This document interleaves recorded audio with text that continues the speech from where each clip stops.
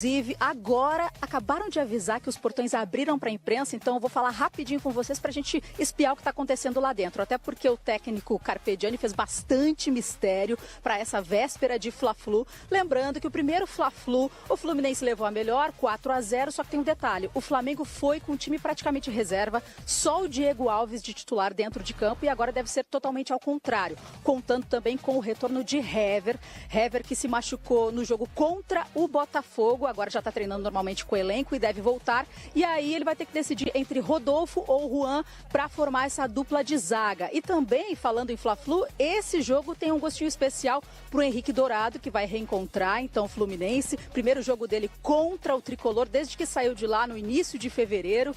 E a gente sabe que os números dele em 2017 foram bastante importantes. 32 gols. Pelo Campeonato Brasileiro foram 18 gols. Ficou ali dividindo a artilharia com o Jô. Ele é um bom cobrador de pênalti também, só que aqui no Flamengo, em 8 partidas, marcou 4 vezes, só que tem também sofrido um pouco com a cobrança da torcida. Ele deixou passar vários gols ali contra o Emelec, poderia ter marcado, ampliado naquela partida que acabou em 2-1 e o Vinícius Júnior se consagrou, a gente sabe muito bem. Mas agora, então, ele vai ter que lidar com essa situação. Por enquanto, a gente não sabe quem vai falar aqui no CT do Flamengo, mas já eu trago mais informações para vocês dentro do Expediente Futebol. Ah, e o Guerreiro, tem informação também importante do Guerreiro. A UADA, a agência antidoping, está querendo que a suspensão de Guerreiro vá para 2 anos. Por enquanto, ela vai até 3 de maio, porque não tem data de julgamento para isso acontecer. Ele que não joga há 5 meses e a última partida dele foi no dia 18 de outubro do ano passado contra o Bahia pelo Campeonato Brasileiro. O Flamengo venceu por 4-1. João, eu vou correr lá e daqui a pouquinho eu volto aqui dentro do Expediente Futebol com mais informações para vocês. Então vai Toca ser... daí. Então vai ser tranquilo, você está em boa forma, chegará rapidamente e trará todas as informações do Flamengo lá de dentro do Ninho do Urubu pra gente já. Certo, Teu José? Tá certo. Naquele pique, naquela velocidade, a Karine vai chegar muito bem e vai trazer todas as informações. Henrique Dourado pela primeira vez contra o Flu, Hever está de volta e a seguinte questão. Quem sai para a entrada de Lucas Paquetá? Continua fazendo mistério com o Carpegiani. Tem gente falando que vai sair o Vinícius Júnior. Aí é que é o problema. Eu não tiraria de forma nenhuma. Eu acho que tem que deixar a garotada jogar. Tem que deixar a garotada jogar. Lucas Paquetá, Vinícius Júnior. Põe o Lincoln também, entendeu? Eu acho que tem que pôr a garotada para jogar no Flamengo. Eu acho que a garotada tá jogando. O resto pode jogar a camisa para cima e aí pode sair qualquer um. Só que tem muita gente com nome lá, hein? Pois é, mas o Flamengo tem jogado mais com a garotada do que a gente com nome. Tá? Pode jogar a camisa de Everton Ribeiro, de Diego. Pode jogar. Põe a molecada para jogar. Isso é Flamengo. É isso aí. Sabe? Isso é Flamengo. Não esse negócio de nome, falta de vontade. A molecada tá mordendo. A tradição do Flamengo é essa. Essa, sempre foi. É isso aí. Sabe? Agora, isso aqui é Flamengo. Com relação ao Dourado, o Dourado não tem as mesmas qualidades do Guerreiro. Agora, é fazedor de gols. Então a torcida tem que ter um pouco de paciência, porque o Dourado é fazedor de gols. Até mais que o Guerreiro. Mostrou isso no Fluminense. Agora, desaprendeu em 2 meses, 3 meses? Não é um craque, mas é fazedor de gols. A torcida já está fazendo bico para o Dourado, menos quando ele vai bater pênalti. Aí muda, aí sai o bico e entra o sorriso. Foram 3 gols, né? Bola rolando. Pênalti. É assim. É isso, né? Né, ô Tetra?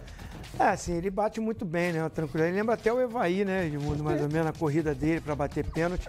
Agora, como o Theo falou, cara, ele é um centroavante de área lá para a hora final de definir e coisa que ele também não está no seu melhor momento. Ele perdeu uns gols na Libertadores incríveis. Mas isso passa pela ansiedade de um jogador que está chegando num clube, é diferente, a pressão é diferente, então ele já está sentindo essa cobrança. Agora, eu acho que para esse jogo tem que ser ele mesmo. Contra o Fluminense, seu ex-clube, a motivação dele aumenta. E em relação à escalação, o Paquetá tem que entrar. Ele vai jogar. Isso é uma coisa certa, o Paquetá tem que jogar. Agora... Vai sobrar alguémzinho. Eu vou analisar da seguinte forma. Quem joga pelo empate no jogo? O Fluminense. Fluminense. Então, se o Flamengo joga pelo empate, de repente ele poderia até ficar mais cauteloso, botar 2 volantes, ou até ficar com meia como o Everton Ribeiro, que é de segurar a bola, de cadenciar, mas o Flamengo precisa ganhar o jogo para passar para a final. Aí, de repente, começar com os garotos É uma opinião minha. O Carpegiani pensa diferente.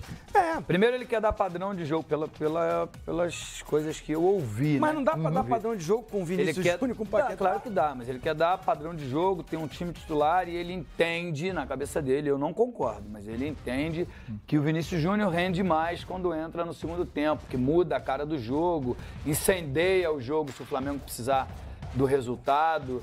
Enfim, é uma tese. Não deixa de ser. Eu não gosto dessa tese. É uma tese. Eu também não. Que as pessoas que acompanham o Flamengo dia a dia levantaram. Agora, amanhã ele vai tirar essa dúvida. Porque amanhã ele vai ter aí Paquetá, Júnior, ele vai ter todos Diego, pra realmente Everton escolher. e o Everton não tem ninguém só. com contusão. Não tem ninguém com problema. Isso é uma dor de cabeça boa, né? Isso que o uma dor de Edmundo cabeça falou é boa. interessante a gente discutir.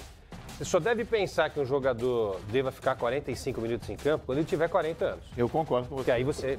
O Emerson Sheik. Eu concordo. O Emerson Sheik jogou 50 minutos do jogo. Perfeito. Ele não tem mais 17 anos. Agora, quantos anos tem o Vinícius Júnior? 17. Pelo amor de Deus. Não, o problema não é o tempo que ele... Peraí. O problema não é o tempo que ele fica em campo. Mas taticamente o que ele pode oferecer...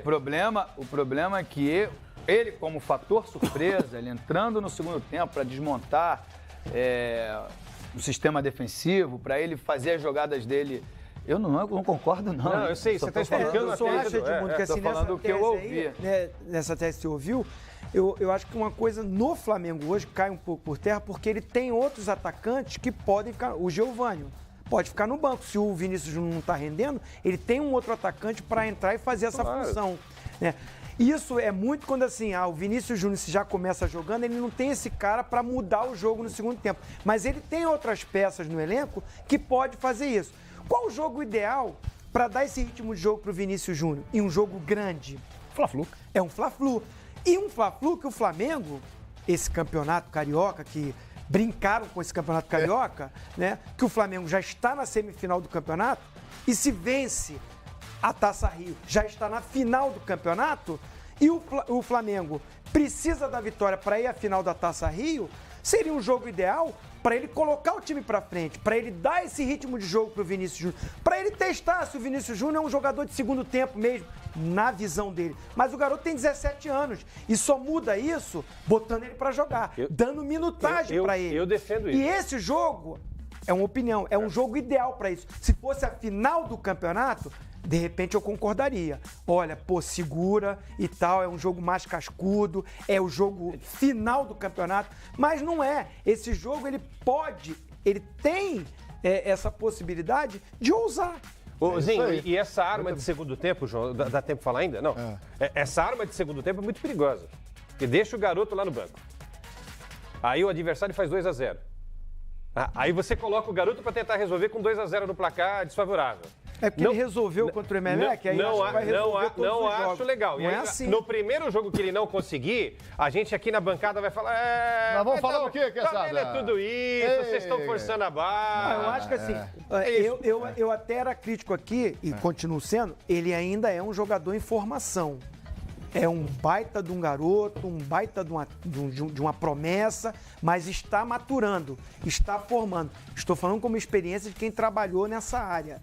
Então, o Vinícius Júnior ainda é um jogador em formação, com muito potencial. Precisa trabalhar vários fundamentos, né? Agora, o momento é do garoto.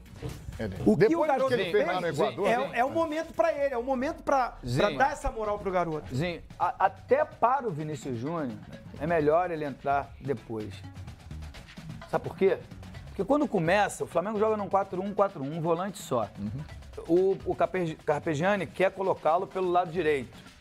Certo? Tá colocando agora. Tem colocado pelo lado direito. O Rueda já colocava pelo lado esquerdo.